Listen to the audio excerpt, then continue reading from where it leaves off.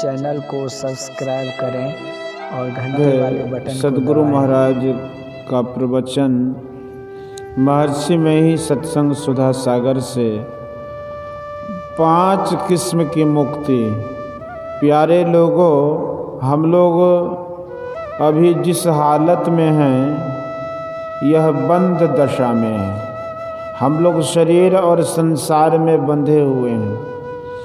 जितने संत महात्मा हो गए हैं सभी ने इसी बंधन से छूटने के लिए कहा है। इस बंद दशा से छूट जाने को मुक्ति कहते हैं।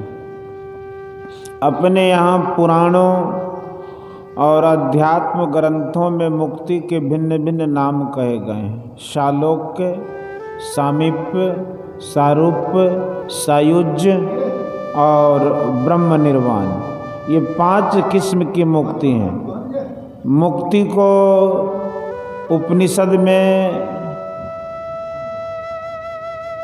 भगवान श्री राम ने श्री हनुमान जी को उपदेश देते हुए बताया कि चतुर्विधातु या मुक्तिर मधुपासनया भवेत।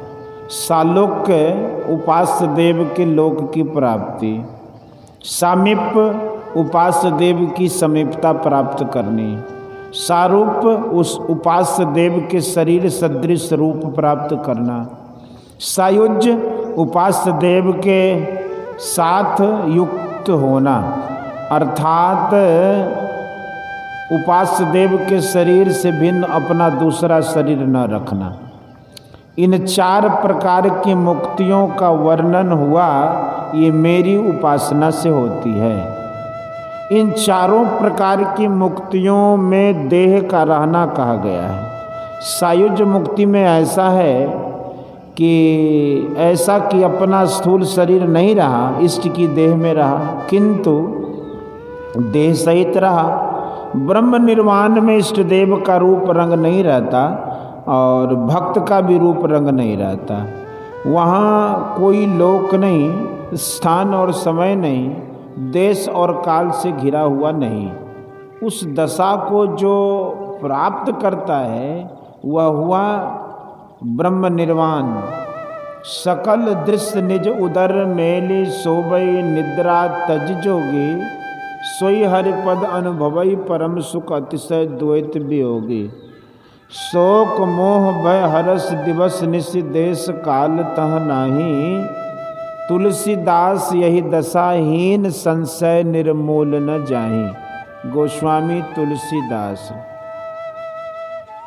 यह है ब्रह्म निर्वाण विदेह मुक्ति। मुक्ति को उपनिषद में श्री राम ने हनुमान जी को यहाँ यही उपदेश दिया था। इसमें कहा गया है कि जब तक चित्त का स्वभाव होता रहता है तब तक बंद दशा है। चित्त का स्वभाव है मैं कर्ता, भोक्ता, सुखी और दुखी हूँ। इस तरह की उपज जब तक होती रहती है तब तक जीव बंधन में रहता है। कर्ता, भोक्ता, सुखी, दुखी होने के भाव से जब वह मुक्त होता है, गोया ऐसा भाव उठता नहीं तब जब तक उसका शरीर रहता है वह जीवन मुक्त कहलाता है। और जब शरीर छूट जाता है तब विदेह मुक्ति होती है। जैसे घरे की दीवार फूट जाने से वह घटाकाश घट से मुक्त हो गया, उसी तरह जब साधक का शरीर नहीं रहा, प्रारब्ध नाश हो गया, तब वह विदेह मुक्त हो गया। वहाँ भी भगवान श्री राम के कथनानुकूल विदेह मुक्ति को श्रेष्ठ बतलाया। तुलसी कृत रामायण में भी भगवान श्री राम का उपदेश है। जीवन मुक्त ब्रह्म पर चरित सुनई तज ध्यान, जे हरि कथा न करही रति तिनके हिये पाषाण।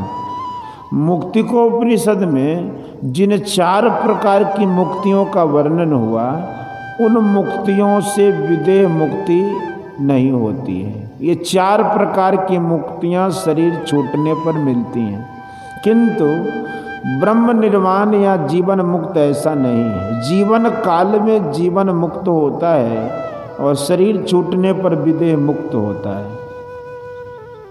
कुंभकर्ण के मरने पर उनके मुंह से एक तेज निकला, वह तेज श्री राम के मुंह में प्रवेश किया। रामचरितमानस में लिखा है कि तासु तेज प्रभु बदन समाना, असुर मुनि सब ही अचंभव माना। 4 प्रकार की मुक्तियों में ऐसा होता है, उसमें स्थूल आवरण से छूट जाता है। भीष्म 8 वसुओं में से थे, मरने पर उसकी सायुज्यता वसु में हो गई। युधिष्ठिर की सायुज्यता धर्मराज में और श्री कृष्ण की सायुज्यता सनातन नारायण में हुई। विदेह मुक्ति वह है जिसमें कोई शरीर नहीं रहता, देश काल के घेरे में जो नहीं रहता वह ब्रह्म निर्वाण है। गुरु नानक देव जी ने कहा है कि जल तरंग जीव जल ही समाया, त्यू ज्योति संग ज्योति मिलाइया, कहु नानक भ्रम कटे किबाड़ा, बहुरी न होइए जौला जीव। जल तरंग की तरह जीव ब्रह्म में लीन हो जाता है। जिस मुक्ति के लिए संत लोग कहते हैं वह ब्रह्म निर्वाण है। वह ऐसा सायुज्य है जहाँ कोई शरीर नहीं, किसी शरीर में नहीं समाया, निर्गुण निराकार में या उससे भी परे जाकर समाया। इसी मुक्ति के लिए भगवान श्री राम ने हनुमान जी को उपदेश दिया। इसके लिए अध्यात्म विद्या की शिक्षा, साधु संग, वासना परित्याग और प्राण स्पंदन निरोध करने के लिए भगवान श्री राम ने बतलाया। प्राणायाम के द्वारा प्राण निरोध होता है, वासना परित्याग या प्राणायाम करने से प्राण स्पंदन निरोध होता है। उपर्युक्त चारों कामों को करो। ध्यान अभ्यास से प्राण स्पंदन निरोध और वासना परित्याग होता है। साधु संग से अध्यात्म विद्या की शिक्षा मिलती है। इन चारों में 2 बातों की मुख्यता हुई, साधु संग और ध्यान। जब अहंकार वृत्ति ब्रह्माकार होकर रहे तब संप्रज्ञात समाधि है। जागृत और स्वप्न में अहंकार वृत्ति रहती है। गहरी नींद में मैं हूँ या नहीं हूँ कुछ भी नहीं रहता। अचेतपन रहता है। अहंकार वृत्ति में पृथकता रहता है। अहंकार वृत्ति ब्रह्माकार होकर रहने से सोहस्मि इति वृत्ति अखंडा होती है। जब यह वृत्ति भी नहीं रहती तब असंप्रज्ञात समाधि होती है। अहम ब्रह्मास्मि में द्वैत रहता है। ब्रह्म निर्वाण में अहम ब्रह्मास्मि कहने वाला कोई नहीं रहता, वह वही रूप होकर रहता है। रामचरितमानस में यही तन कर फल विषय न भाई कहा गया है। यह चौपाई भी ब्रह्म निर्वाण की ओर संकेत करती है। इसी ब्रह्म निर्वाण के लिए भजन है और सदाचार का पालन है। ब्रह्म निर्वाण का अर्थ है ब्रह्म प्राप्ति संबंधी मोक्ष। साधक को उस ओर चलने से उसका जीवन पवित्र होता है। पवित्र जीवन से संसार में मर्यादा भी होती है, इसके द्वारा दूसरे को भी लाभ पहुंचता है। बोलिए श्री सतगुरु जय। यह प्रवचन संतमत सत्संग मंदिर मनिहारी कटिहार में दिनांक 1/5/1954 ईस्वी को अपराह्नकालीन सत्संग में हुआ था। बोलिए श्री सतगुरु महाराज की जय।